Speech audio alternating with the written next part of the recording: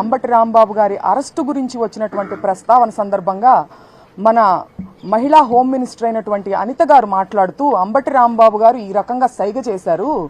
ఇది రెచ్చగొట్టేటువంటి సైగ కాదా అని ఆయన ప్రశ్నిస్తూనే ఆయన ఒక ఎక్స్ మినిస్టరు అని చెప్పి గుర్తు చేసే ప్రయత్నం చేశారు. అయితే ఆయన్ని రెచ్చగొట్టినప్పుడు కానీ మీ పార్టీకి సంబంధించిన వారు ఆయనకు సంబంధించినటువంటి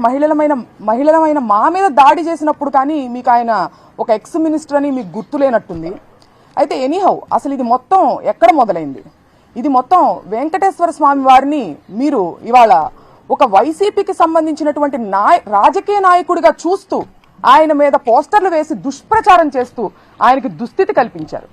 ఈ పాపాన్ని అంబటి రాంబాబు గారు ప్రశ్నిస్తూ ప్రజల్లోకి తీసుకెళ్తుంటే దాన్ని డైవర్ట్ చేసేదానికి ఇవాళ ఆయన్ని రెచ్చగొట్టి ఆయన మీద దాడులు చేసి ఆయన ఇంటికి సంబంధించినటువంటి మహిళలమైన మా మీద దాడి చేసి ఆయన్ని అరెస్టు చేసి 36 అక్రమ కేసులు ఇవాళ ఆయన మీద బనాయించి పీటీ వారెంట్లు వేస్తూ ఆయన్ని ఇబ్బంది పెట్టే ప్రయత్నం చేస్తున్నప్పటికీ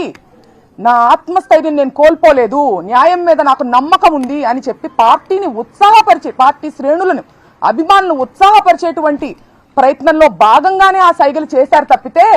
ఎదుటి వారి ఇంటి మీద దాడులు చేయమని సైగలు చేయలేదని కూడా ఇవాళ నేను గుర్తు చేస్తున్నాను.